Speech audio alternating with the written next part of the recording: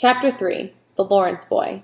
Joe, where are you? Meg cried. We've just been invited to a New Year's Eve dance. She waved the elegant invitation over her head joyously. Marmee said we may go, she added. But what shall we wear? Our cotton dresses, Joe answered. We haven't got anything else. I wish I had a silk dress, Meg sighed dreamily. Your cotton dress will be just perfect, Joe assured her. But mine is burned in the back. Then you must sit still and keep your back out of sight, Meg told her. I'm going to buy a new ribbon for my hair and ask Marmee to lend me her little pearl pin. My gloves will do just fine, though I wish I had new ones. Mine are stained with lemonade, so I'll have to do without, Joe said with a shrug. Joe never fussed or bothered about dressing up. Oh, you must have gloves, Meg exclaimed. I'll lend you one of mine, and we'll each wear one good one and carry one bad one. On New Year's Eve, Meg and Joe prepared for the gala, while their two younger sisters watched in envy. There was a great deal of running around, laughing, and talking. Finally, they were ready. Meg wore her silver and blue dress with lace frills, and her mother's pearl pin. Joe wore a maroon dress pinned with a white chrysanthemum. Each wore one white glove and carried one stained one. Meg's high-heeled shoes were tight and hurt her, though she didn't dare change them. Joe complained that her hairpins were sticking into her head. If you see me doing anything wrong, just remind me with a wink, Joe said to Meg. No, winking isn't ladylike, Meg replied. I'll lift my eyebrows if anything is wrong. Now, remember to hold your shoulders straight and take short steps.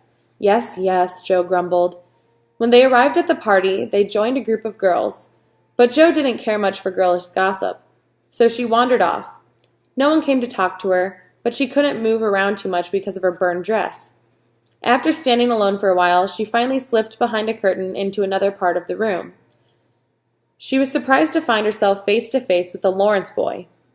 Oh, pardon me, she stammered. I didn't know anybody was in here. The boy laughed and said pleasantly, Don't mind me. Stay if you like. Thank you, Mr. Lawrence, Joe said cordially. The boy laughed again. Oh, please, I'm not Mr. Lawrence. I'm only Laurie. Laurie Lawrence, what an odd name. My first name is Theodore, he explained, but when some boys began calling me Dora, I made them call me Laurie instead. Soon they were talking and laughing comfortably. Laurie felt at ease with Joe, and Joe decided she liked the Lawrence boy better than ever. She took several long glances at him so that she might describe him to her sisters. He looked about 17, had curly black hair, dark eyes, a handsome nose, and he was tall. Back in the ballroom, Joe and Laurie danced together until Joe noticed Meg waving her over. Joe followed her into another room, where she found her sister on the sofa, holding her ankle and looking pale. I've sprained my ankle, Meg said, rocking in pain. That stupid high heel turned, and I can hardly stand. How am I going to walk home? I'll ask Laurie, Joe offered. He can call for a carriage. Mercy, no, Meg cried. Don't ask anyone. I'll just stay in here until Hannah comes. Joe left to fetch supper and coffee for Meg, and ended up spilling the dark liquid on the front of her dress. Oh, dear, she muttered under her breath. She quickly reached for her glove and scrubbed at the wet stain. Can I help you? A friendly voice asked. Joe looked up to see Laurie.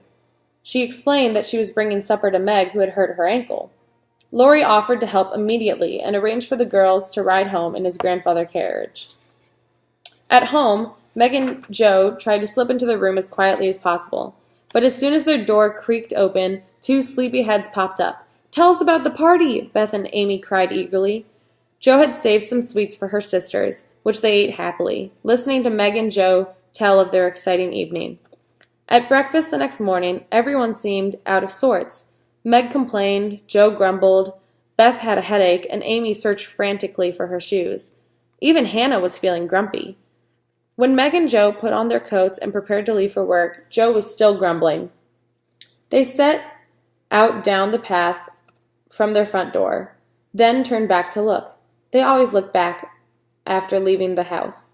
The sight of their mother waving and smiling at them from the window made them more cheerful. After Mr. March lost his fortune in an effort to help a friend in need, the two girls offered to go to work and earn money to help the family. Meg found work as a nursery governess for a family named King, and Joe had agreed to take care of her father's old Aunt March. Aunt March was a difficult woman to get along with, but somehow Joe had managed to charm her. She didn't really enjoy having to work for Aunt March, but she certainly did enjoy Aunt March's large library of fine books. The moment Aunt March took her nap each day, Jo hurried to the library to read. Jo had always dreamed of doing something splendid with her life, but meanwhile she loved to read, ride horses, and run. However, her quick temper, sharp tongue, and restless spirit were always getting her into trouble. Beth was too bashful to go to school.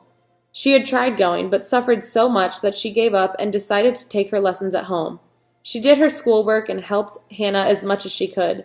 She also played the family's broken-down piano as much as possible, never too tired to sing for her mother and sisters after a long day's work.